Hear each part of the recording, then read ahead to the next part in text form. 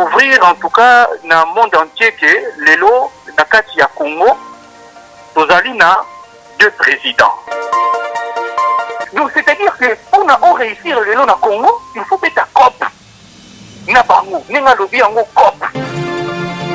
Yena une fois pendant pour changer na mentalité na ye.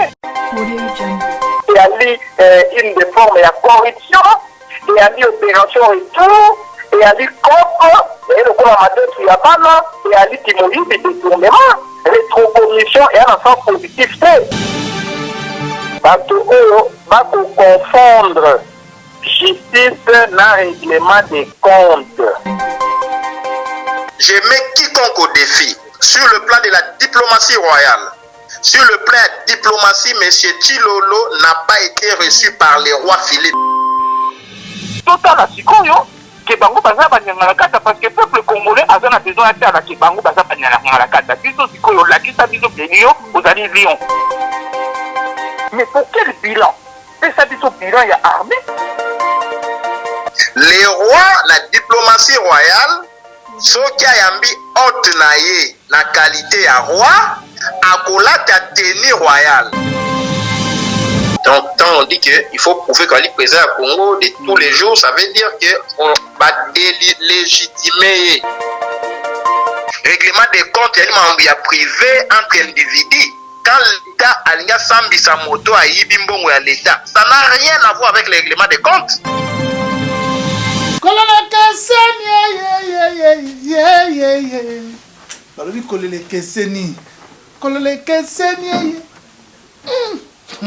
www.visionnews.tv balobi .com nasuka fezalaka visionnews.tv.com. Abonnez-vous, c'est Didier Lacoste qui parle, l'archi-chanteur. Meli na tete bimasaye bisa Didier Lacoste yowana archi-chanteur Tonolo balobi Edgar Mokonzi binga mampagne nyonso bela ndandi na chaîne ndandi balobi mikolo defate Mokonzi kanga bango na image. Bonjour et bienvenue sur www.visionnews.tv.com, la solution à tout, nulle part ailleurs, ça se passe qu'ici. Comme j'ai dit plusieurs fois, le savoir ne ment pas, c'est le fruit de notre travail. Le fruit de notre travail, c'est toujours ça. Un concept ambition, tout sur la mboka, tokenango penda, ndembo na se, ba la terre, donc, ba tata, ba mama, ba koko na biso, na bando nukuna, na ba Congo, na Kasai, na Équateur, na Mbujimai, na loja ba meka kososola nini ezoleka na mboka na biso. Alors lelo nazanga mote nde na biso bino lokola bo mesano bo ba mona pe moninga na nga ndeko na camarade na nga intime partenaire na ngai Mireille Ntimba ya ba Ntimba ski bitrisha nga lati pembe yepe alati pembe. Mireille Ntimba pesa mbote na bandeko na yo ya Vision News oyo. Bonjour à Batou Bazo Talabiso sur Vision News TV. Gaï c'est Mireille Ntimba, donc comme Aoutioloba de temps en temps, pas tout le temps, mais de temps en temps, Nabanoza Nabino pour Naromeka ko beta masolo et à ce qui se passe au quotidien à Kinshasa, au Congo, donc Yangwana Naye. Donc aujourd'hui spécialement Torosola Makambouya. Ce qui s'est passé en Belgique par rapport à M. Félix Tshisekedi sur l'interview qui s'est passée au TV Monde, TV5 Monde. Voilà. Donc, Toroloba, aujourd'hui vraiment particulièrement, Torobeta Masolo sur interview à Nana Beta Pab interview. C'est ça.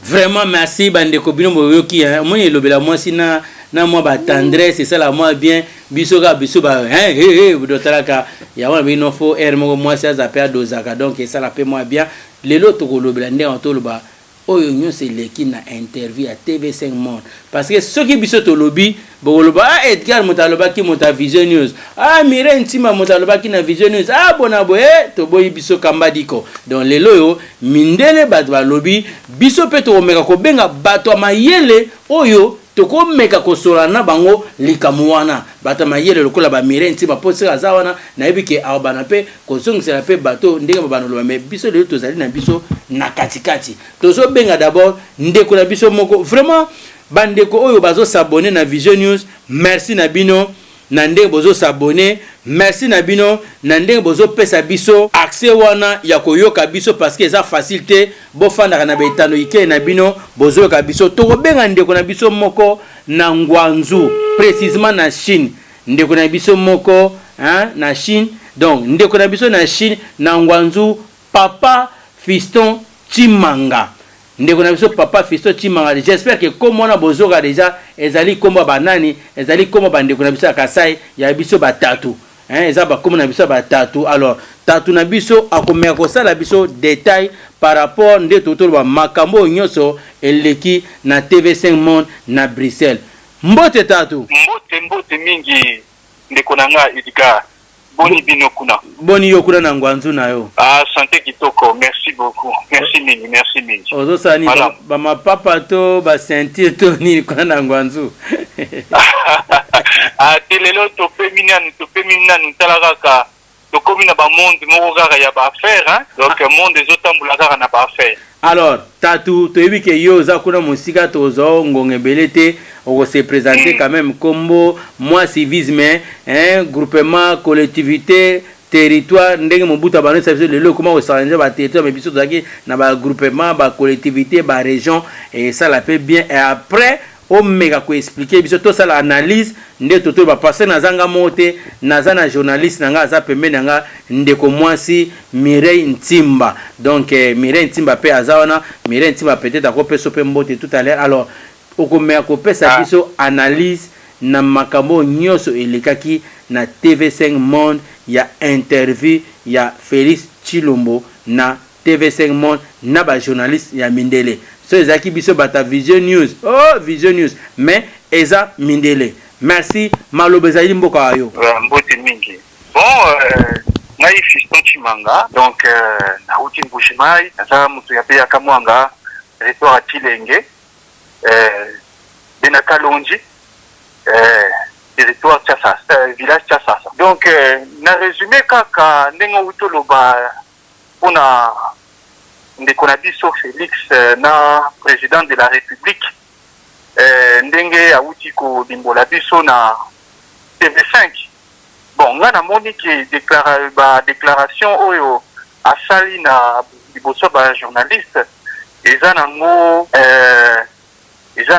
comment dire eza nango excellent na ndenge nini na ndenge ke pesi biso vérité parce que apesi biso vérité de découvrir en tout cas na monde entier que lelo na kati ya Congo tozali na deux présidents parce que na suka ya intervention azokoka ko expliquer te les journalistes ameni bien na pona alimbola biso position ya situation actuelle oyo azanango na relation nini azanango lelo na Kabila alobi ki Kabila azali président honoraire. Et puis journaliste a rétorqué mais un président honoraire oyo azana pouvoir ya nommer gouvernement à contredire journaliste te. Donc on nous surtout va kanisa lelo au président Félix azali président oyo azana plein pouvoir bazui réponse na bango. C'est lelo na Congo tozali na deux présidents. Wana ba Congolais nyo surtout faut batiango na mutu na bango. Et président Kabila yi mutu azana ba pouvoir koleka oyo ya président ya biso oyo bango bazobenga président Félix. Minga na moni po na bandeko na biso o bazobenga ye président Félix. Bon, ezali ba fanatique félixiste. Parce que lelo ba fanatique nini?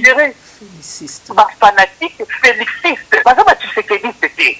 Toko benga bango ba Tshisekedi te parce que état d'esprit ya Tshisekedi wa Mulumba ezalaki esprit oti. O ezali ba affairiste. Donc normalement président de la République il faut azala le garant de la nation. Mais il n'a pas réponse surtout à Zolimbola ba journaliste. Avant la Kisake azali président moko ya division parce que tout nous a déjà opposé na yo ozo indexé tribaliste. Ça veut dire que yo moko mutu ozo créer division au sein de la nation alors que vous allez garant de la nation. Ozo comprendre. Mais na masolo yo surtout ezo les gars. il y a 15 millions. Makambo, nous surtout, les journalistes vont poser la question. Va poser la question à bien. À la question qu'il y a les garants, il y a des affairistes, fanatiques, félichistes. Donc c'est-à-dire que pour réussir le long du Congo, il faut mettre un cop. Na bango, n'enga lobby en cop. Bonjour, mon Moutouana a déjà initié na vocabulaire, on a très bien. Azali vraiment Moutabakop. Donc pour nous réussir les na Congo, il faut la affiriste, félixiste, fanatique. Azali vraiment ma mingi pour Nambo Kanabiso. Yango nazo sengaka kakeno to continuer ka voir Rubunda. Parce que lelo ezali likambuté ya écolo ou ya peuple. Ezali nde likambo likambu ya mabele. Oyo biso photo ye ba lelo ko bundela. Parce que yé à la kisi biso ke na liboso ya ba journaliste international qui a préféré les Français que l'Ingala. Où est la même président Yamar Wana? Nazo attaqué sur le plan personnel. Nazo attaqué sur le plan politique. Naba action politique. On y a se vanter personne. On a dit ici prisonniers politiques. Prisonniers sont au Baka. Mais c'est quoi ça? Combien de lots il y a membres il y a IDPS, notamment combattants GECO. Azawana Tidoro na Boyoko. Adini c'était pourquoi? Edi Kapen Bazana, Abinisi Bangote pourquoi? John Chibang Bazana, Abinisi Bangote pourquoi? Soda Yambunza Babe, Abinisi Bangote pourquoi? Abinisi Bangote pourquoi? Oya Bemba, Bazana, Abinisi Bangote pourquoi? Pour Nani Abinisi Bangote. Général Mounene, Oya Zaka Kakuna na Braza, pour Nani Yasaingiti qui va rapatrier. Vous voyez que Aza président Moko a sali rien. A sali rien, donc vous héritez que Asali n'est rien. L'armée est structurée. Pour quel bilan? Comment il y a un président de la République, il y a Congo, aux autres armée congolaise et elle est structurée. Mais pour quel bilan? Et ça dit son bilan, il y a armée. Pour le banati, c'est que l'armée on est déjà structurée. Bon, moni que Zali Mawaming, Zali vraiment Mawaming, Bandi Konangai.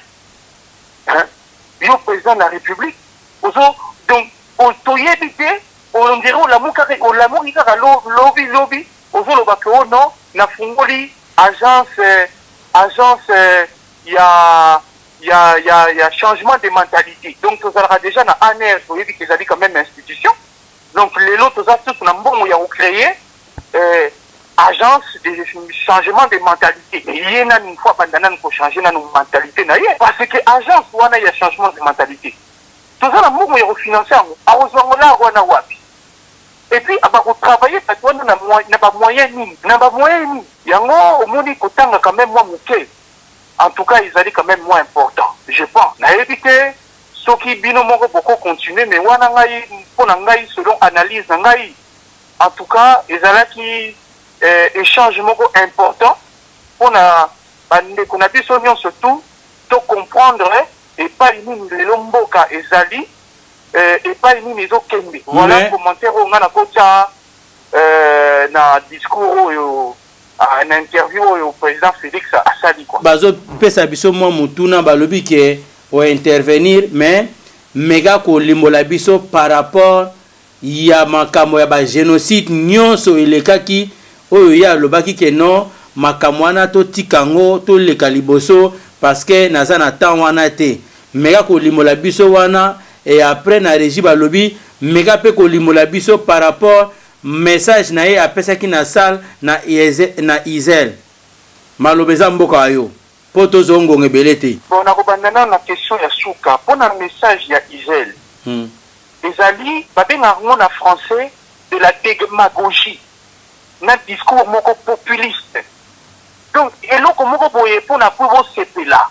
mais ozana ba moyen te ya ko réaliser ma solo wana et puis soki ezalaki projet une vision ezalaki ya yo toko comprendre que yo mutu ozali na ba structure nyon surtout na makoki nyon surtout pour na ko réaliser ngo mais lokola ezali ba projet moko euti na yo te parce que bon landa bien discours oyo asali na liboso ya ba journaliste alobi eloko moko ezali très important alobi na ba journaliste que yena Kabili bazali na même sens idéologique. Est-ce que vous avez bien? Toujours très bien. Vous avez toujours na discours na yewana. Toujours mot pour mot que bazali na même sens idéologique. Ah bon? Donc pour découvrir que batshisekediste ndenge bazao koloba ke bo bango baza batshisekediste pour ceux qui idps ezali na même pensée idéologique na PPRD na koloba quelque part aza na raison na ko expliquer bino pourquoi parce que tant bakendaka na Paris ba socialiste bazalaka na même courant bazalaka bakendaka toujours batindaka toujours ba délégué ya idps na PPRD. Alors na yedite soki ndeko Félix azo limbola biso ke idéologie na bango wana ezali ndenge bakutanaka wana mpona masolo wana isiko il faut sikoyo bakongoli badebanye baakeno bato oyo déjà baéchoué pendant 18 ans na baidéologie na bango wana bakomema biso kaka suku kaka na échec. Ça c'est de 1. De 2 oyebiso ngai discours ya Ezel mais discours ya Ezel na répondre kaka discours wana ezali programme moko ya bien ndeko na ngai eloko soki ezali ya bien il faut koloba ke ezali ya bien mais le problème est que programme wana makoki na bamoyen mpona kosala baprogramme wana ekozala te pourquoi parce que tant que tu ne contrôles pas l'économie du pays tu n'as pas les tenants et les aboutissants sur chaque dossier parce que aux autres travailler n'a pas tout échoué hein ne pense pas que tu vas réussir parce que azo qualifié que batu mususu bayibi un peu bango tokotika bango et batu oyo bayibi ebele bango nde toko écarter bango mais ndenge nini okoyeba ke mutu ayibaki ndambu na oyo ayibaki ebele soki olandeli bango nyonso tute bomoni ke makambo azoloba ezali non sain eza na sens moko te ata moke te bandeko na ngai ezali na sens te na okato maloba na kanisi ndeko Mireille peut-être a opposé mutuna par rapport ya likambo ya 15 millions Mireille maloba mboka yo ndeko Fiston azokao. OK, donc bonjour ndeko Fiston. Bonjour ndeko Mireille. Oui, j'aimerais savoir quelle est votre pensée en fait na situation à 15 millions. Donc point na yo par rapport à ndenge ezoyo kana ndenge batu bazoloba yo omoni situation na ndenge nini. Ozo penser oui. Omoni likambo ya 15 millions eza nango simple. Et puis ndenge na nazo bandela kaka Félix Tshisekedi a tout dit. Eza nango cop. Mais eloko sikoyo azo limbola te. Oui. Azo confondre likambo moko point moko politique important. C'est que il ne faut pas confondre président de la République et la présidence. La présidence n'est pas une institution. Cela n'existe nulle part. C'est le président de la République Yende Azali institution. C'est-à-dire que ceux qui sont directeurs de cabinet, signature naïe, ils ont engagé des yo. Pourquoi nous battons que non, voilà, Vital Kamel, Nenga Lobiona qui au nom, Azalaki malade, et puis, on s'en fait un cop. On s'en fait une rétro-commission, Nenga Yabenyango. Mais les alibes, na français, c'est des alibes, disons qu'on a acte moko illégal. Donc à partir du moment qu'ils allaient illégal, ça veut dire que ta responsabilité en tant que président de la République institution, ta responsabilité est engagée directement. Elle est engagée directement. Bon, c'est quoi? Oh, les alaki cop. Bon, moi, wana siko ete wapi. Parce que le long, tout le monde a pas comportement, il y a pas affairiste, félixiste, fanatique, n'a pas Ferrari. Alors que lobby, bah, ont touché, CPS, la Belgique. Hein? Bon, bah là, Ouana. Ça témoigne l'indécence au plus haut sommet de l'État. L'indécence. Il n'y a pas d'autre mot que l'indécence. Hein? Oui. Donc, on a dit réponse concernant les 15 millions. Donc, au moins, on a fait sous-souter, on a fait sous-souter. Pourquoi? Parce que là, on a déjà si Kaboula déjà, et puis en fait, on a toute force et vraiment et aboutir. À moins que commission parlementaire, commission, il y a des sénateurs et se mettre en place pour la dossier on a Tina Souka. Mais ceux qui basent le courage politique, il y a combien de la commission sénatoriale, on a et pour aboutir. Mais ceux qui est tiré à niveau quand il y a un inspecteur, on a En tout cas, ça ne pourra pas aboutir.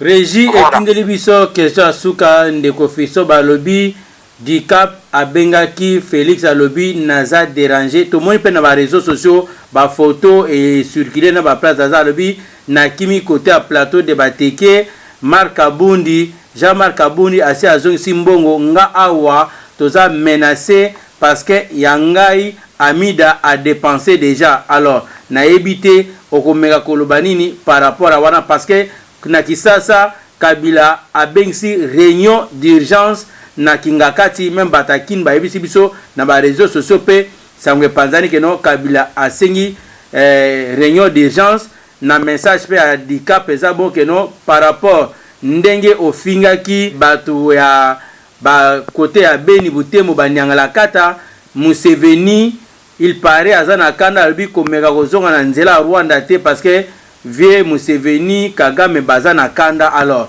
yo okomeka ko expliquer biso wana ezali information tozwaki lobby na régie bazotindela biso message donc to profiter par rapport et intervention parce que ezolobelaka likambo moko.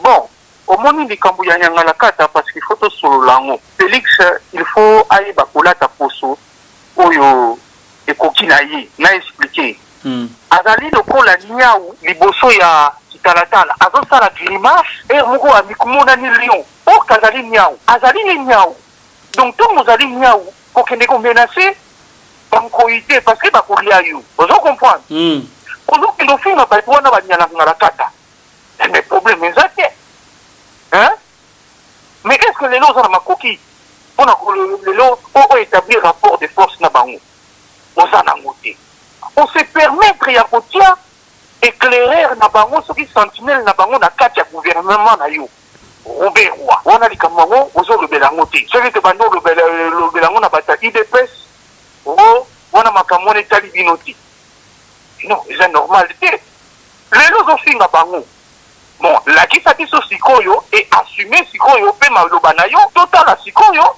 que bango baza banyangala kata parce que peuple congolais azana besoin de la que bango baza banyangala kata biso sikoyo la kisa biso benio ozali lion ozoro bape kozali na armée structurée tozo zela total non tozo la quand même un peu moins sérieux na vie jamais Congo na biso eko bonga na ba aventure na ba affairistes na pouvoir bandi konangai parce que sur tali ceinture menio surtout ezali kaka ba affairistes na ba affairistes et wana likamwango Kabila ayebi yango bien.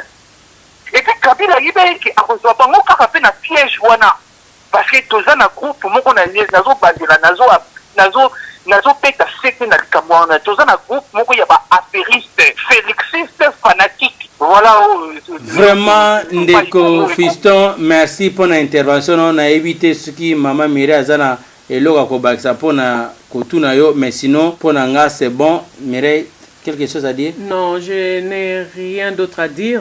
C'est seulement bon, te poser ma question au public na biso senga te poser donc yango wana tutikela ki autant oloba oyo olobeli biso donc merci pour ça. En tout cas, j'espère que ce n'est pas la dernière fois mais na sepeli soki bango pe ba sepeli na ba réponse na ngai si na soki na satisfaire na bango problème ezate na kozala vraiment na esengo makasi ya kobandela prochainement. En tout cas botika la malamu na sepeli mingi matondo mingi kuma pona balobi na simareji musala na bino na simareji balobi ava okata potondi mapenza ke oza vraiment tatu pesa biso mbote na Chiluba na au revoir na Chiluba. Oh no shala bimba. Merci tatu vraiment tout le monde penza ke ya solo ozali penza ya biso. biso tozali bazaiwa. Po eza makamu ya ekolo te po ezali makamu ya mabele donc il faut toye ba kokundela mabele ke ekolo soki nini soki nani eloko kaka na regretaka ke ki tribalisme ezalaka na makamu ya basi te ezalaka na makamu ya mboka te eloko nde ya liboso fo kozongisa ezali bolingo ya mboka oyo balobi l'amour du prochain makamu ya batribalisme oyo tolongolango bandeko na ngai ezali faux nga moko nazali kasayen nazali anti idéologie il y a ba fanatique félixiste hein nazo ba fanatique félixiste affairiste hein donc vraiment ezali kaka biso nyonso tu tozali biso nyonso tu tata moko ekolo moko donc totika bamakambo wana. Merci ndeko Chimanga na intervention na yo totiki yo tokozwa mbala nsima pesa bandeko nyonso kuna na Ngwanzu na Chine mbote ke biso bakongole toza na Europe na France tolingi bino mingi me bosala noki pe bozonga mboka. Ekozanga te mboto wana ekozanga te. Merci beaucoup ndeko. Ouais. Matondo mingi. Merci bandeko totoza na ndeko na biso na Singapore. Mireille na Ngwanzu Ngwanzu Chine Singapour peut na Chine non Singapour non Singapour c'est un autre pays. Ngwanzu c'est une ville de la Chine que je connais très bien parce que nakenda kuna plusieurs fois. Il faut pesa ba ombote bata Ngwanzu ni hao Alexis mbote après ba ozong sanine ça bazong ça non bazong ça non bazong ça pareil ni hao ou bien tiens merci ni hao Tche bino batangwanzu ya bino yangwana bozion. Alors boto landa to sale intervention ande kuna biso un petit commentaire ou pas? Un petit commentaire en fait je crois que monsieur comment Chima yo po bosani non na bosani mboka te na bosani de Kombo parce que Kombo ba luba kokana Fiston Chimanga. Ouais, monsieur Fiston bon apesi analyse na apesi analyse oyo ye asali par rapport à émission ya TV5 Monde et à répondre na ba question oyo ba public basengi donc eza avinaye donc mutu na mutu azana avine na situation yango. Alors ndenge mama na biso to loba tozo continuer wana to bengaki na Chine. Mireille, je te laisse la place. OK, on me laisse la place. Donc, comme tu l'as dit, émission sur passage à Félix Tshisekedi na TV5. C'est vrai que Marambo Lobby, Mutuna Mutu, je crois que chaque Congolais a sali analyse naie, diagnostic naie, et Mutuna Mutu a yokeli ango a zui ba parole naie na ndenge naie. Comme je sais que ngai naza na vision nanga mususu na sujet yango Edgar P naza sur ye vision na ezandenge moko nanga te et batu tozo benga mutu na mutu azana conception na en fait c'est comme si eza Bible quoi tant mutatanga la Bible a comprendre makambo ya Bible na ndenge na ye et na sujet oyo pe ya interview mutu na mutu azui yango na ndenge na ye yango wana c'est pour ça que c'est préférable en fait ko benga mutu pour mutu na mutu apesa avina ye tozo meka kaka et comme to lobi toza na era musala donc eza pas du tout facile ko zo même si batongo baza prêt à ko solola na biso mais baza na misala donc alors yo mekana osala analyse selon yo Mireille banyanga la kata en tant que président de la République, est-ce qu'il y a quelqu'un qui prononce na public ou pas ndenge ndeko na biso fisa to ba keno il faut avoir langage de rue na langage politique mega ko expliquer bandeko le temps na zo benga bandeko. Question à langage. C'est vrai que pour tout type de situation, il y a différentes choses à dire. Il faut choisir les mots en fait. C'est vrai que le mot Nyangalakata ezaki plus temps babako ce qui ba para bazo fingo sali bêtise ou bien ba mikolo entre bango et tout ça souvent c'est les batata babako sala bongo entre bango ba tata pe ya kala entre bango ce que ça oh Nyangalakata wana zo kanisa ndeni na accent ki mongo hein parce que c'est vraiment un mot ya bangala vraiment mais bon c'est vrai que pour un président ce n'est pas ce type de mots, ce genre de mots qu'il faut utiliser. Mais je crois que peut-être Naza sur Azamutu, après à se rendre compte que à Loba qui mot il fallait pas Roloba. Et je crois même peut-être Ebimagi Bongo, je crois qu'ils ont momo Ebimagi Bongo. Alors bazo rappeler biso. Tozozo ande kona biso papa Freddy Machine mbote nayo. Mbote papa Edgar. Papa Freddy Machine na États-Unis tozana ndeko mwasi Mireille na plateau. Alors tozo benga sujet na biso lelo ezali par rapport à passage à Félix na TV5 Monde.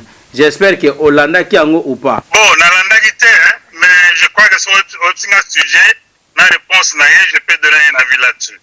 Alors Félix Alegaki na TV5 Monde a megi koloba par rapport mais ce que Hollanda qui est ça la bien pour osana moins idée y a répondre vu que Hollanda qui était parce que et que ça moins compliqué pour émission Salema qui 48 minutes na 48 minutes batuna qui est par rapport il y a sécurité en boka par rapport il y a makamba génocide Félix Alobi moya la de la sous makamone ezate il faut attendre makamo eza le présent ba tout nie prendre les kambo à 15 minutes on peut seulement ba détail car peut-être au mercredi c'est la biso moi lombango ba tout les kambo à 15 minutes Alobi ezali système ya net cop mbongo wana eza mbongo cop donc moyen to landelango ezate eza mbongo à trésor publicité alors batuna qui les kamso Mireille Soza na idée opposé par question de quoi batuna qui est question à propos de Dan. Voilà. Monsieur Dan Gettler, voilà, monsieur Dan, homme d'affaires. Voilà. Parce que la question c'était comment ça se fait que Dan Gettler États-Unis. Oui, il est banni des États-Unis, il ne peut plus faire des affaires aux États-Unis, mais pourquoi il continue à faire des affaires na Congo. Na Congo en fait. Félix Soutalobi on a ticket écoute na Congo. Oui, a validé que oui na ticket na Congo. Et la question était pourquoi ceux américains boye bino boza continuer na Congo. Et sa réponse je crois qu'il était une réponse personnellement. Question Moussousou, batuna qui est sur MONUSCO ba biso que non il faut longwa il y a le bité et fanana wana na Congo bo ba éviter pourquoi ezo fana na Congo peut-être moi résumé to pesi ngona sozana likambo olingo ba sa question Moussousou. Non ça va. Sozana moi idée ya ko résumer par rapport à nyosana malobeza mboka yo. Bon, ndeko na ngai Edgar, d'abord nalikambo etali 15 millions de dollars. 15 millions de dollars wana ezali rétrocommission. Que signifie rétrocommission? On rétrocède à la partie qui a payé aux entreprises pétrolières. Quelle est la partie payante? C'est l'État congolais. Ce ne sont pas les individus. Donc le 15% là revient à l'État. Donc, et l'argent était dans le compte de l'État. Il y a un trésor public. Et M. Kamere va écrire une lettre pour déplacer cet argent du compte public vers un compte privé. C'est déjà là un détournement. Alors, si M. Félix Tulombo, Towana, Ezali Mbongo na Bango Balia, alors ça c'est du vol. Ce n'est pas ça le peuple d'abord. Ce n'est pas ça le changement. Ce n'est pas ça la lutte contre la corruption. Vous comprenez? Donc, depuis l'Europe, PPRD, na Monaco, na Ibiza, na niveau de l'État. Ça, c'est grave. Ça, c'est du vol. Parce que Mbongo, compte à l'État, les inspecteurs de finances qui avaient donné leur rapport sur cet argent, parce que l'argent appartient à l'État. Il y a Kamere, il y a Félix T. Et Mediapart a même publié la manière dont ils se sont partagés cet argent.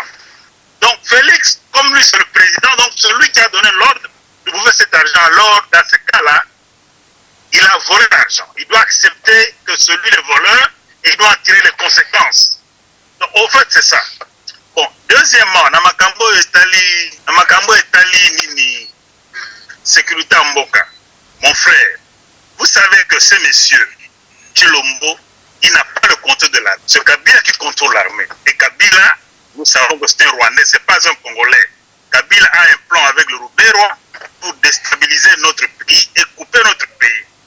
Pourquoi Milemba est considéré comme étant leur point focal. Imaginez-vous, le chef de l'État, vous êtes capable de il y a multer les généraux, il y a nommer les généraux. Donc le type est bloqué. Il est bloqué. Il n'a pas le pouvoir. C'est comme l'avait dit Martin Fayulu, M. Chilombo, c'est un placebo. Placebo signifie c'est un remède. Personne qui s'y a un principe activité. Ils allaient guérir psychologiquement. Mais dans le corps, ça n'a pas un effet. Donc c'est ça Chilombo. C'est une coquille vide. C'est pas un homme qui a été élu par le peuple congolais. Donc c'est ça. Et troisièmement, je crois que vous venez de parler de quoi sur le troisième point? Dan Gettler. Bon, Monsieur Dan Gettler, ici aux États-Unis, est une personne non grata, c'est-à-dire c'est un homme qui fait de la mafia. Et chez nous au Congo, on sait que nos minéraux sont devenus l'affaire de Dan Gedler avec Kabila. Maintenant, Tshilombo est entré dans la danse. Au fait, quand vous regardez bien le gouvernement tel qu'il est formé, qui garde les mines, c'est Kabila. Donc Tshilombo est dans les mêmes jeux que Kabila. Nos mines sont gérées par Kagame, Kabila, et maintenant Tshilombo est entré dans les jeux. Donc le peuple congolais n'a pas besoin de ça. Monsieur Dan Gedler, comme nous sommes aux États-Unis, nous allons nous organiser pour que cet homme soit poursuivi. Parce que c'est un criminel économique. Il ne peut pas être chez nous. Et d'ailleurs, c'est malheureux que les élections ont abouti à la nomination des députés. Dan Gedler, c'est un criminel économique. Ici aux États-Unis, il est considéré comme un persona non grata parce que c'est un monsieur qui fait beaucoup de mafia. Monsieur Kabila, avec son groupe, aujourd'hui Tshilombo est entré dans le même groupe. Ils sont en train de piller nos richesses. Et monsieur Dan Gedler est dans la danse. Donc c'est dire que le changement que nous cherchions ne viendra pas plutôt avec cette équipe de Tshilombo et Kabila. Et je pense que nous devons tout faire pour que le peuple congolais commence à se battre, continuer à se battre pour récupérer notre pays et avoir l'indépendance. C'est ça en fait. Merci. Merci Papa Freddy Machine. Le quoi la tomoni ki ozokumba badwaza pe peme tokotika yo tozo bande kumosusu bazo benga na sima régie. OK. Merci. Merci, au revoir. Monsieur, comment on l'appelle, Papa Freddy Machine aux États-Unis. Oui, Azaki très occupé. Je crois qu'il était dans un store, on attendait les Après, il a été au store, après il a été dans sa voiture. Donc, store, c'est quoi? Store, c'est le magasin. Il était en train, je crois qu'il était dans un grocery store. Il faisait ses courses. Et après, il a dû rentrer dans sa voiture. Donc, c'est pour ça qu'il y a plein de bruit. Il y a un autre ticket pour tous. Parce que c'est...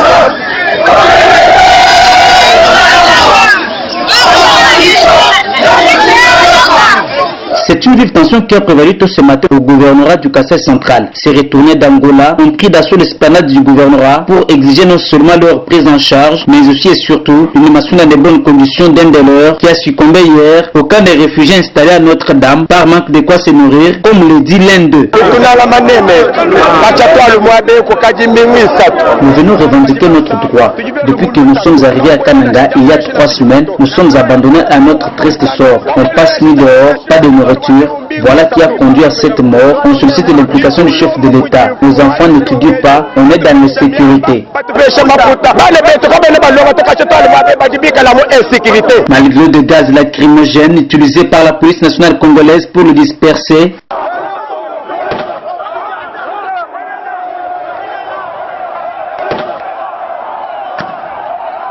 ces femmes et enfants, jeunes et vieux, ont persisté et réclament.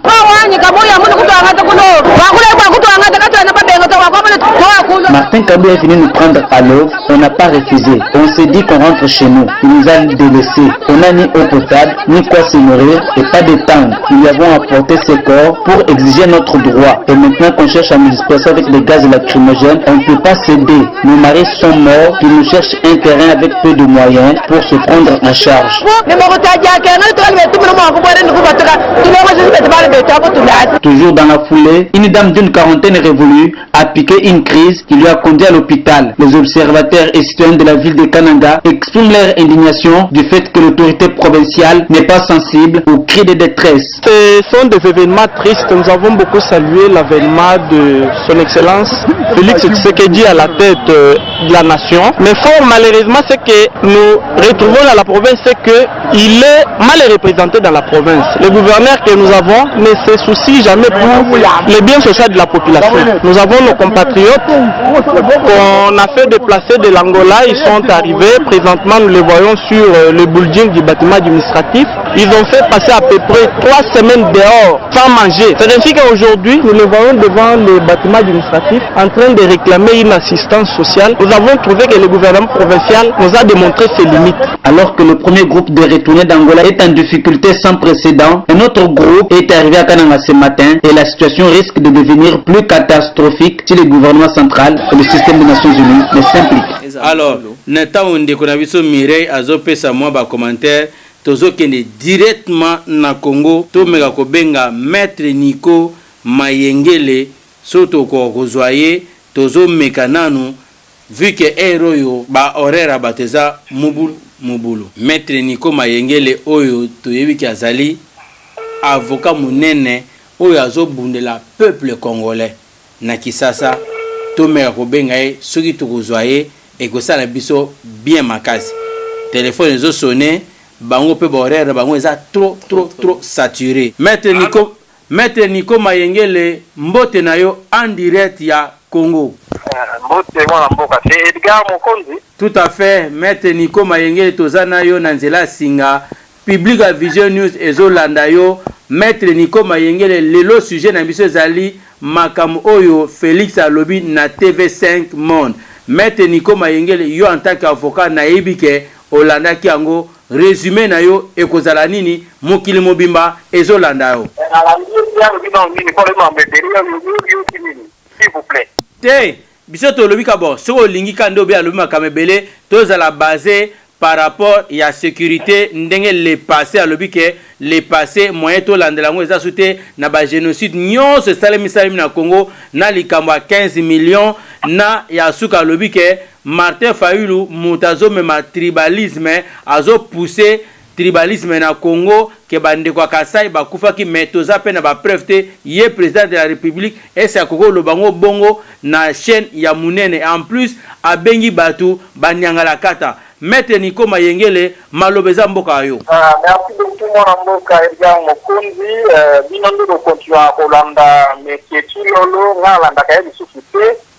15% qui vont diriger mboka te et puis 85% qui kaya libanda. Ngalanda kaya bisufite. Nakoyoka ndenge kaka boko landa boko komela biso boko timbira biso ba video. Ngi mboka na biso ezongi sima de 100 ans.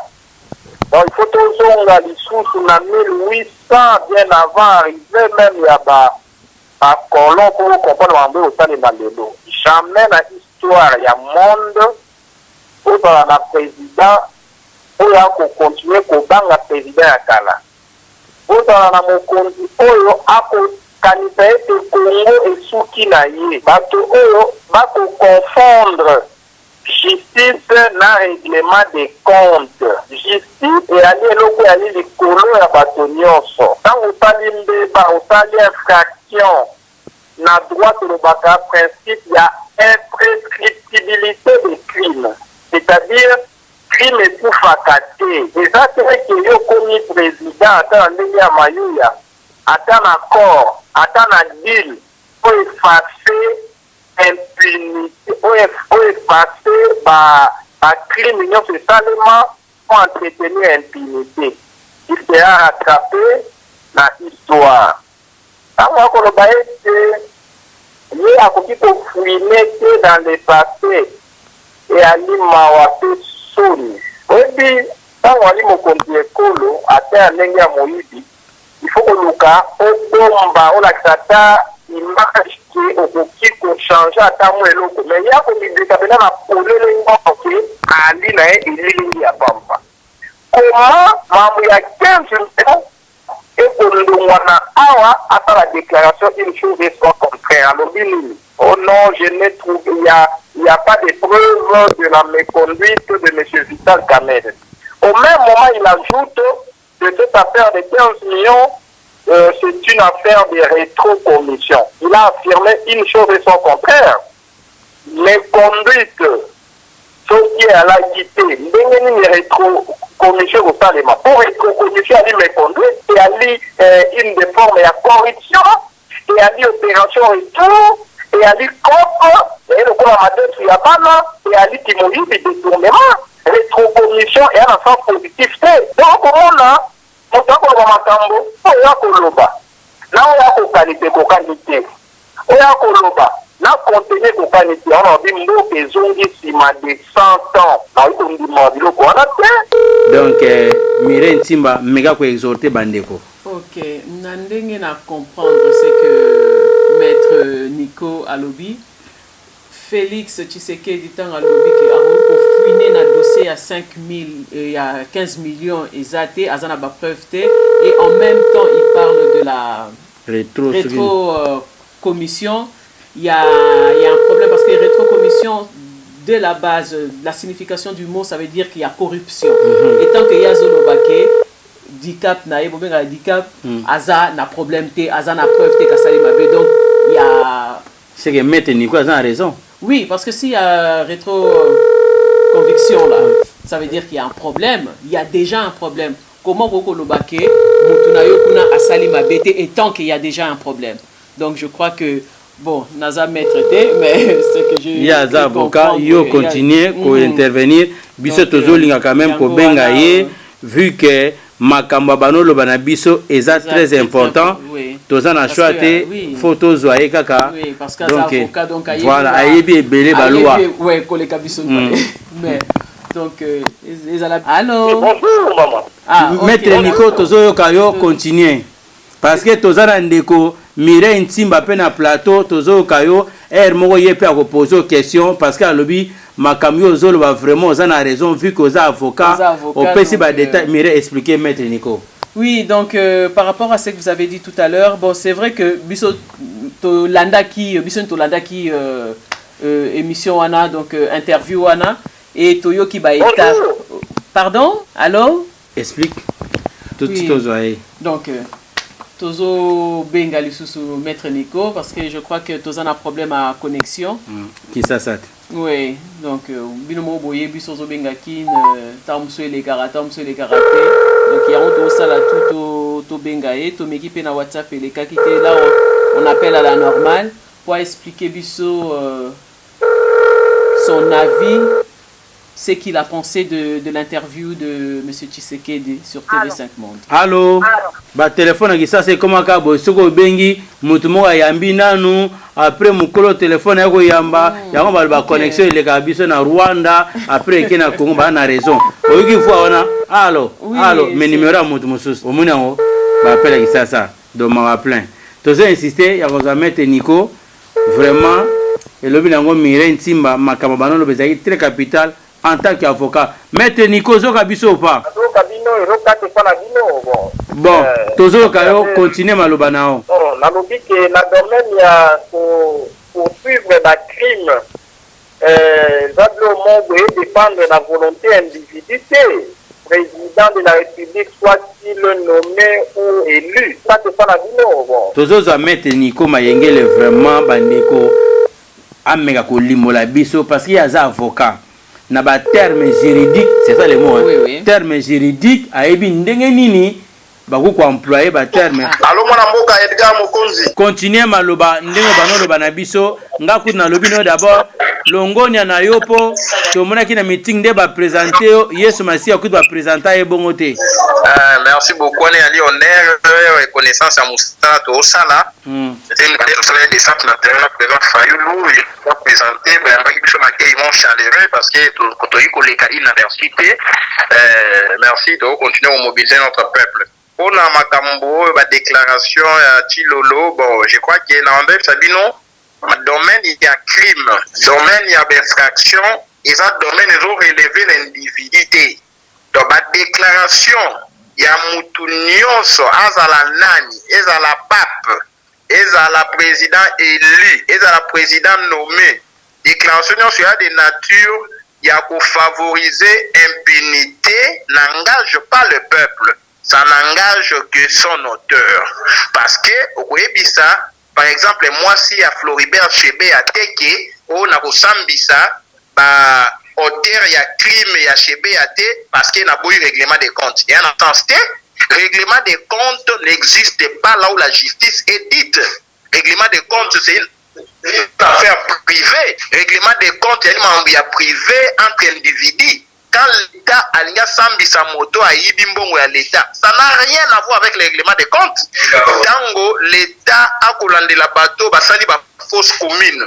Et ça m'a un règlement des comptes. Pour la justice est au-dessus de tout citoyen. La justice élève une nation. Ce n'est pas parce qu'il y a commis président au cas que justice est commis bio. On n'a pas ça bateau règlement des comptes. Ce n'est pas ça. Parce que quand le pays sera libéré, même bateau baïba vote ya peuple en 2006, tant Bemba alaki. En 2011, Tshisekedi ayaki a gagné l'élection. Bateau bakufa qui na sima ya détournement électoral, basaba qui vole électoral wana. En 2006 bateau bakufa ka, boyi ba bitumbe salema na Kinshasa wa. Famille Igo Tanzambi. Bakolela Igo Tanzambi ti mwana lelo. Bato baboma Igo Tanzambi. Bakondima bato wana baboma ndeko na bango basambisa ete poyo lobi oboyi règlement des comptes. Il y a un règlement des comptes. Il ne faut pas confondre les genres. Justice, ce qu'on l'a dit en France, nous en France. Aucun Allemagne, Romona qui dit les loba sambisa bato yo ya nazi, bato ya Hitler. Est-ce que l'Allemand va bien un règlement des comptes ou bien ali mabe et tika la mabe jamais comme malam. Impossible. Alors, ce qui a quitté les lois pour y la bandila mayouya, c'est clair. Sans aussi pouvoir en accord. Il faut défendre l'accord. Sans y pouvoir en Andela Massassi, au préservant la monarchie, mais sans y pouvoir en peuple, au rendre justice au nom du peuple, puisque la justice est rendue au nom du peuple. Alors, ce qui est dans le peuple, il ne va pas connaître la justice, c'est clair, il ne faut pas faire des commentaires sur des propos ya mutu oyo ayi lokola satana, bino tchena ecclesia, boko tchena église. Botika ye na ngambo ali pourquoi bolingi na monoko na makambo ya justice bima alors qu'il y a li moto ya justice te biso peut aider peuple. Donc ces propos n'engagent que lui et ko engager ba victime ya famille Chebe ya te, ils ont engagé ba victime ya Rosimu Kendi te, ils ont engagé ba victime ya ndeko na biso défend au Paluku te, ils ont engagé ba victime ya Kingi te, Thérèse Kapangala te, Arma Tungulu te. Donc, on est allié au Kosambi Sanaye, Likola Malobana. Ce qu'il fait là, c'est écrit ma haute trahison, haute trahison, mais moi, il y a le 19 septembre. So lobby to lobby oh non Kabila bolu le 19 septembre. Ba mindele ba yo ki ba doit de l'homme ba archiver, ba documenter. Et le commis non règlement de compte. Donc, pendant ça ba Jean Kabila ils ont une déclaration qui fantaisiste quand tout le bateau le 19 bon le coup donc tu comprends que on a bien la sous-souté parce que rien ne peut sortir de bon de sa bouche puisque avant protéger monsieur Kabila il faut maintenant que Luka peuple a récupéré pouvoir après ça moto est aligné moto on défendre l'intérêt à peuple c'est clair. Alors na plateau maître Nico nazanga mogote nazana ndeko nanga Mireille Ntimba wazali journaliste à Vision News. Je crois que à cause na moi motuna akutuna yo poto continuer interview na biso. Donc merci. Bonjour bonjour maître Nico. En fait bonjour. Donc étant avocat, qu'est-ce que vous trouvez que vous pourriez quelle est la meilleure solution pour que Makambu par rapport à Yaba Martyr et tout ça, quelle est vraiment la solution qu'il faut pour rendre hommage à la famille na bango pour que la famille na bango va se calmer pas si na bango kita. Mais solution maman est la justice. Justice à la fonction moi mini na kati. Na ko épargner au détail. Mais moko ya ba fonction à justice et à les fonctions réparatrices. Oui. Justice il faut réparer ma bé comme les motos pour se sentir apaisé. Famille o babungisa bango ba ozon que na bato mosusu te. Oui. Mais faut ba sa mémoire ya bato wana. Oli moni kozana kimia. Soki famille aye comme partie civile, c'est-à-dire partie victime d'infraction ba ki mwana bango. Ba dédommager bango et quoi apaiser famille. Soki moto abomaki ba sambifié et a dit la fonction préventive et côté à bateau mosusu et soki obomi ba kokanga ba kosambisa et oki ko kitisa moi to ya criminalité. Donc on a que solution ezali kaka justice maman. C'est pourquoi la Bible balobi la justice élève une nation. Mais ce qui moto a commis c'est substituer la justice ou a commis infraction mosusu yangwana. Parce que oyo monsieur Chilolo a lobby et ali net alinga influencer justice. A lobby ma monnaie ya 15 millions. Oh non 15 millions na moni kameka na mbete ana likambote mais conduite ya lité mais ezali une affaire ya rétrocommission. Mais rétrocommission ali moyibi, hein, moi na poto te, côté français outa. Pour ça la recherche vous mettre rétrocommission. Et ali moyibi, hein, et ali opération retour. Et ali mafia, et ali cop, na code pénal na biso, ezali condamné comme une des formes de corruption. Comment montant milo ba ali président république, mais akoloba ete o esalemi et ali na oki moyibi to message na malam. C'est ça. Nous avons un problème, il y a leadership. Photo Bunda, Makambo changer. Il faut mettre l'homme qu'il faut à la place qu'il faut. Il faut mettre les gens normaux, les Congolais normaux. Donc, il y a un état normalité avec des voyous. Quand il y a la voyoucratie, c'est-à-dire le pouvoir des voyous au sommet de l'État, conséquence, il y a un goyo. Pas qu'on minimiser 15 millions, croyant répondre à tomber. Oh non, rétrocommission. Mais rétrocommission, elle est dans l'ingala. Il y a la Sony. Il y a un autre, il y a la CPL Makasi, dans la déclaration à ministre belge d'ECO, à l'Oba qui a été M. Chilolo, il faut prouver qu'il y a le président à Congo. Donc, quand on dit qu'il faut prouver qu'il y a le président à Congo de tous les jours, ça veut dire qu'on va délégitimer, pas qu'on reconnaître et puis après, c'est un incident diplomatique. Si c'était mon bout, il allait repousser le chemin à 4 visites à Zongi. Abino boto singaïté, bopé singaï honneur nangaïté, pour contester légitimité nangaï, c'est un incident diplomatique dans la Kotanga. Vous comprenez? Parce qu'en diplomatie, il y a les faits et gestes qui comptent. Quand au moni roi, naroki bato, bataliban, bamaliban, balobiete, monsieur 15%, bayamba qui est pas un roi. Et ça, Sony, je mets quiconque au défi sur le plan de la diplomatie royale. Sur le plan de diplomatie, M. Chilolo n'a pas été reçu par le roi Philippe. Je vous explique. Motoyambaki, M. 15% là qui roi Philippe. Motoyambaki là qui M. Philippe. Les rois, la diplomatie royale, ceux qui ayambi haute naye, na qualité à roi, akolata tenue royale. Akolata tenue à roi. Bolanda? Oui. Alors, là, Maître Nico, quand on a eu au Sambiro, on a lati toge. Maître Nico et la mananga ya Mosala. Bolanda, non? Oui. Les rois, ceux qui ont un président homologue, parce qu'un président, un chef de l'État, dans la démocratie moderne, le chef de l'État peut être un roi, le chef de l'État peut être un président dans une république. Le chef de l'État peut être un roi dans un royaume. Le chef de l'État peut être un empereur dans un empire. Si qui roi comme chef de l'État, ayambi collègue d'un chef de l'État qui est président. Donc, le niveau à la fonction de Kokesana. Dans la République, chef de l'État azali président. Mais dans le royaume, chef de l'État azali roi. Est-ce que vous comprenez? Très très bien. Alors, ce qui roi ayambi homologue na chef de l'État alataka tenue royale.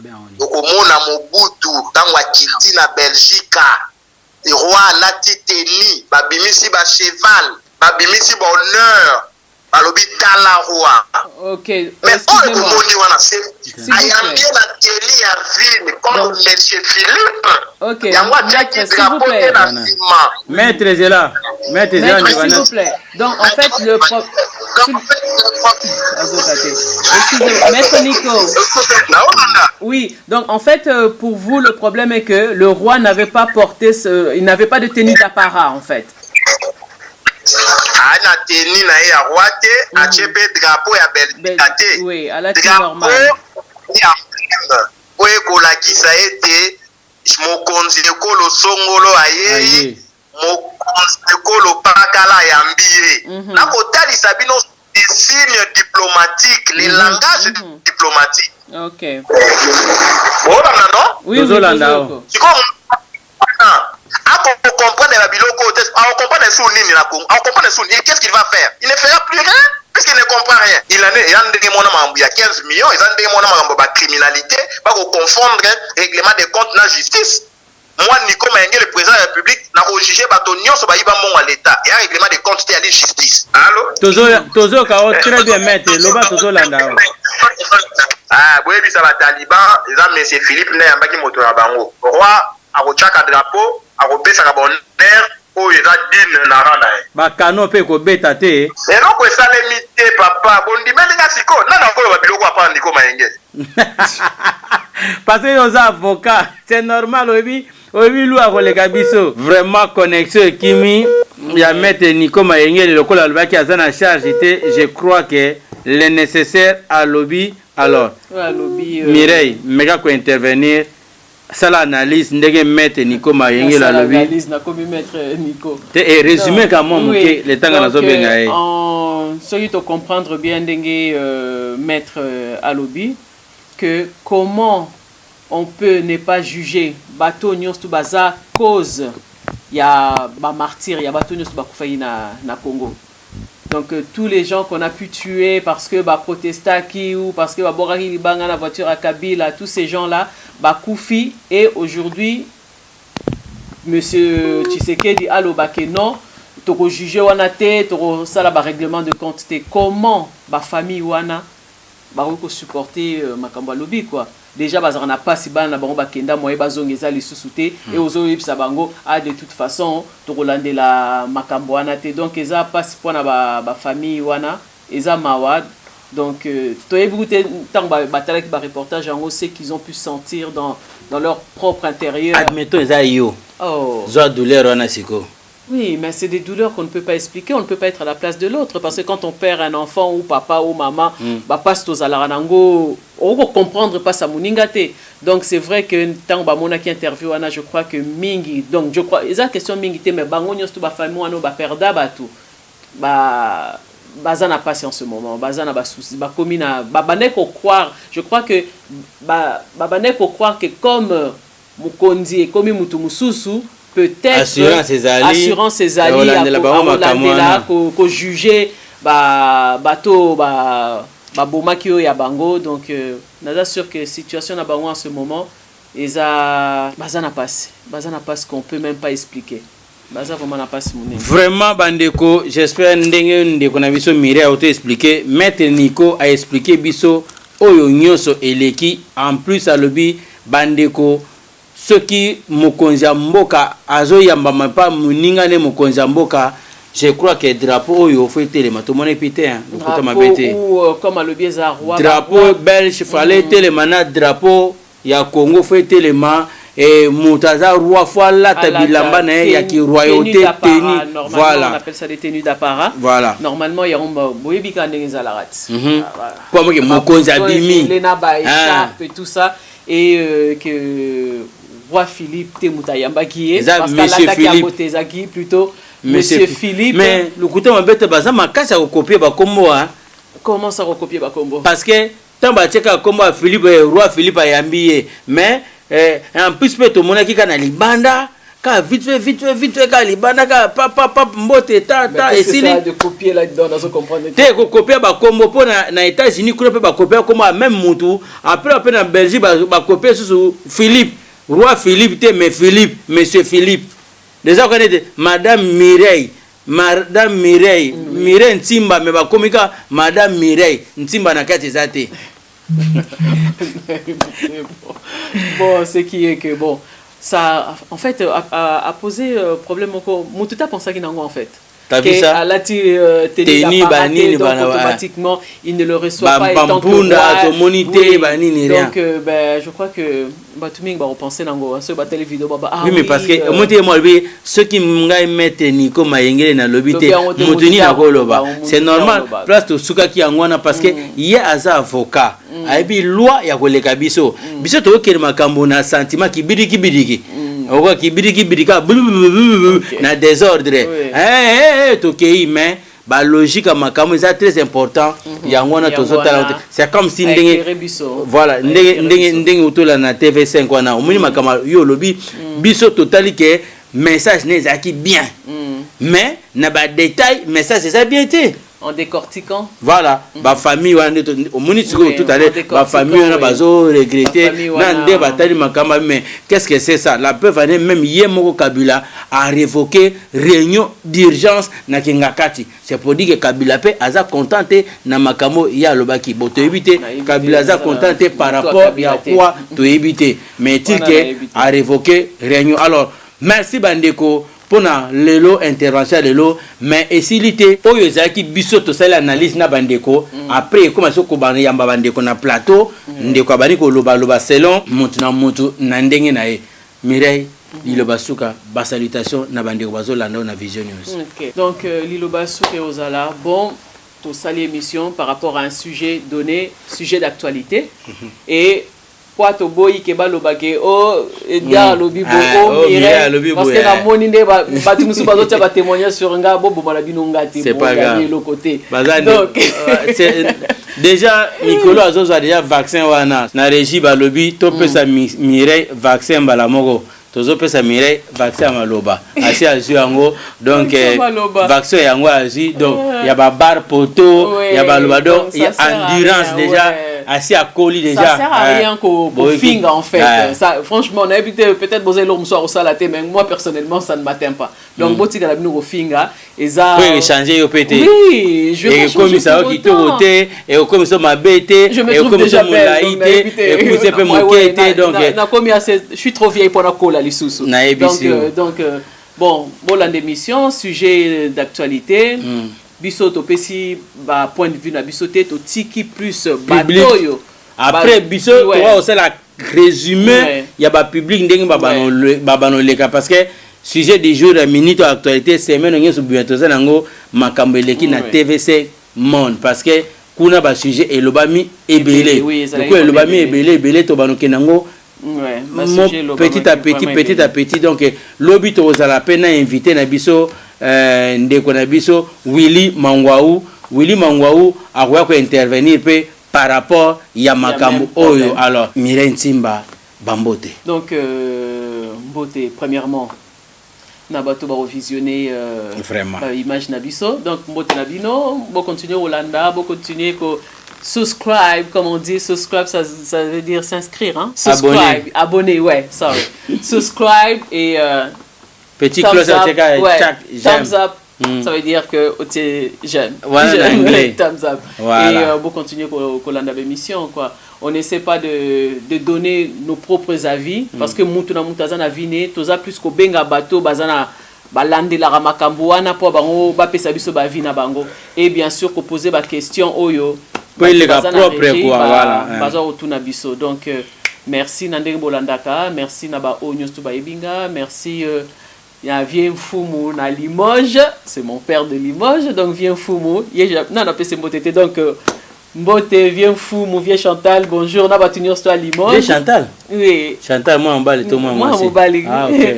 Donc, Mbote na battu sur Limoges et tout ça. Et il y a Marianne, le spécial Limoges. Non, moi, on a Limoges. Hein. Ah. Donc, il y a Marianne, Mbote na yo, moi, on a Moussingombe.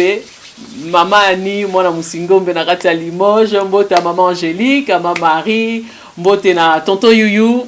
Oh, bonjour tantine Angèle, même si vous avez sauté au l'équipe ok na kin mais au moins na mbote na nga. Donc mbote na batunyo sto à Limoges et bien sûr ngai moi na bino boy binga na ebi ya Mireille na Limoges. Na ebi Mireille na Limoges. Donc bonjour Limoges. Donc c'est ça. Merci na ba public à Vision News ndenge ndeko na biso Mireille otolo ba vraiment merci na bon ndenge bozo s'abonner.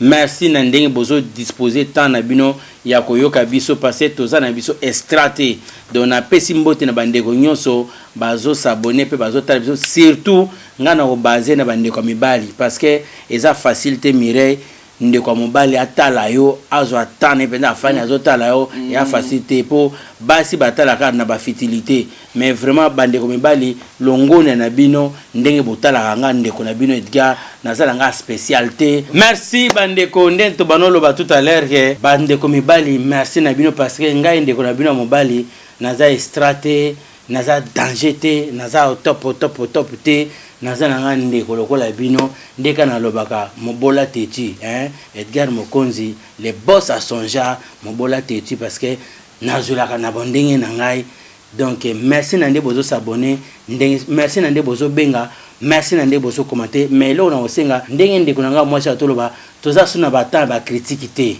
To bima na ba délire ba critique, ba ndeko nanga ya côté X, Y, Z, nord, sud, hein? Ceux qui boza na temps wana tozo se distraire pour rien.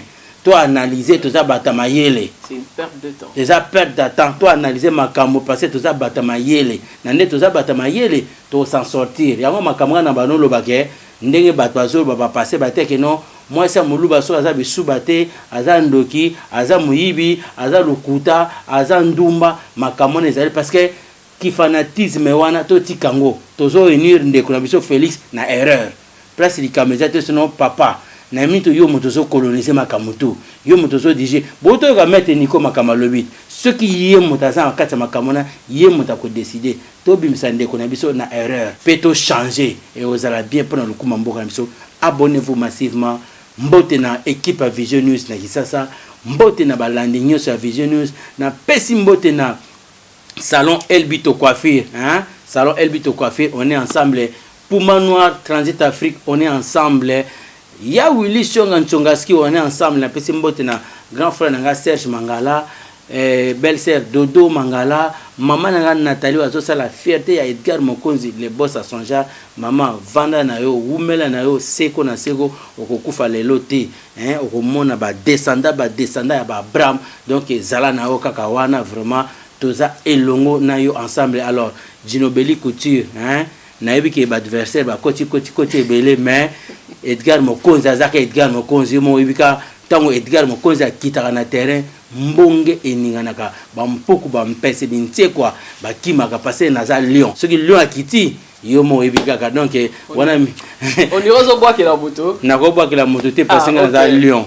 Lion za toujours omi ba Lion cobra na ba nyama naza Lion na ba serpent nazali boa nguma ba nyoka mike so ba yoki sola nguma basala nini voilà. Donc wana za Edgar Mokonzi do naza boss à son genre. To me ko décrire Mireille bino bato lo baba français belé expliquer nous boss à son genre.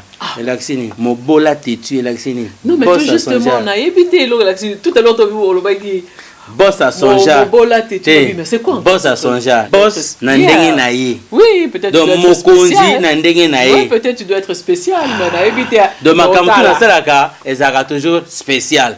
Pour totala. Toza bata ba création na créa marqué congolais andima motuté mais ya on a vu bande comme balo bazo sala fierté bazo ndima Edgar Mokonzi naza spécialité naza danger té pour nazo na ba idéologie nazo na ba idéologie à civisme nazo na ba idéologie à ba musique folklorique ya opesa valeur ya bamboka na biso nazo tanga ba kombo motumo ko ya ma idéologie pour une fois oui because ça gentilité pour une fois la préparer moi bamboka miso ba Congo la prochaine fois na otikile zana té wana eza civisme na tikelier té la prochaine fois c'est pas grave pour na lelo loba po to pesa fierté té ça civisme to ça la fierté ya communauté la biso baxila biso moi ba koma mboka na mboka belete donc naza na nzela nkamba kaka na yo lela nzela nkamba na yo nzela na ngana swaka na swaka nzela na ai baxisa ba koma donc nazaki na Ngome Matadi Ntsala Vula Yanda Lukengo e Ngombe Kintsuka we babe singome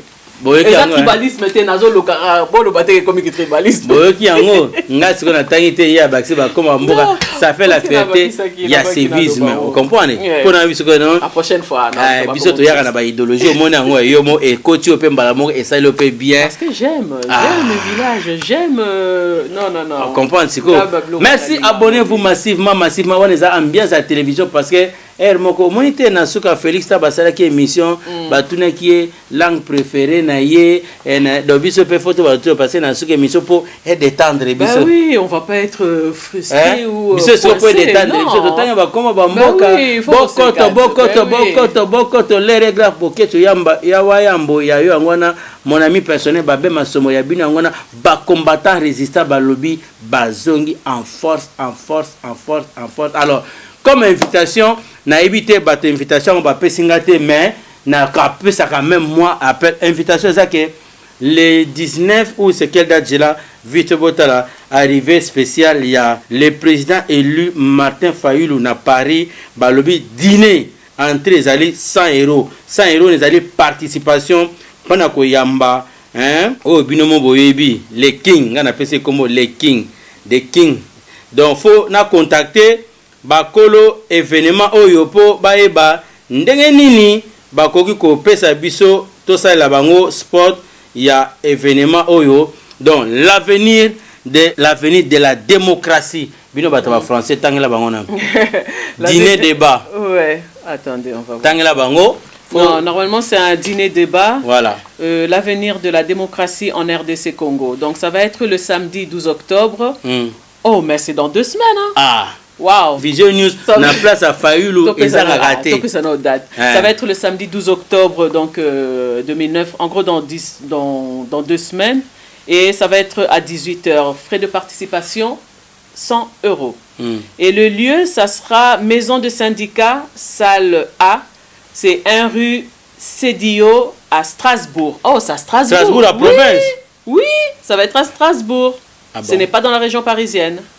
Ça va être à Strasbourg. Donc, Strasbourg, les hommes, c'est pour la biso soka batini les biso billet Vision News et Keit. Na si ma émission Mireille Oaza en même temps secrétaire, en même temps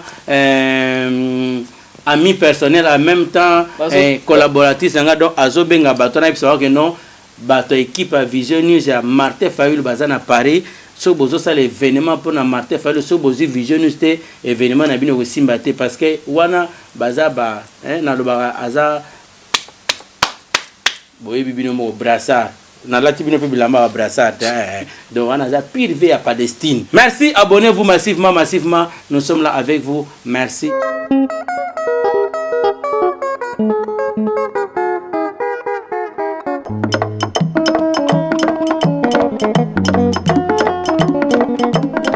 Bien.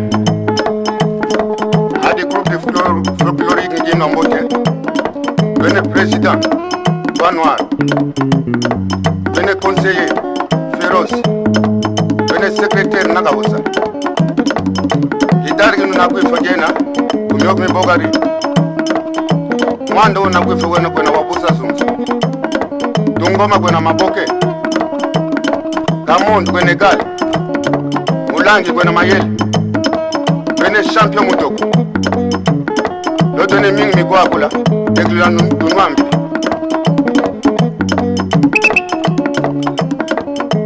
Malu mugele, malu muge. Malu mugangobe, malu mugamundeze.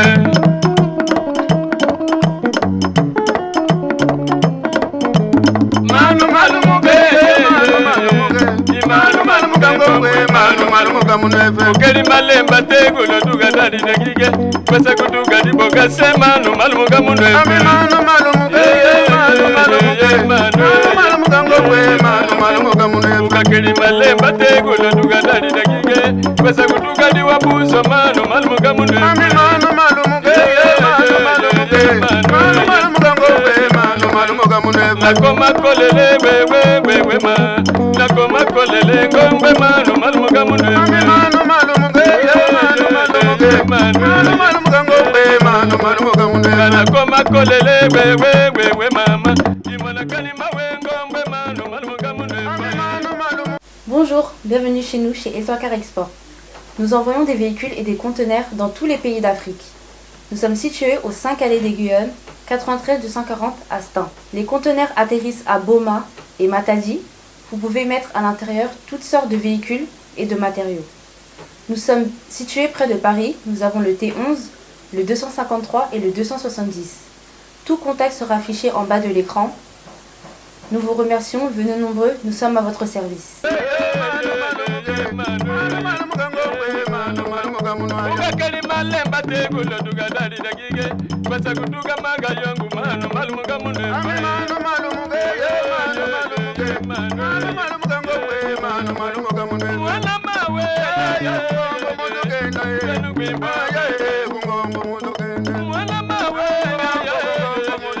Yeah.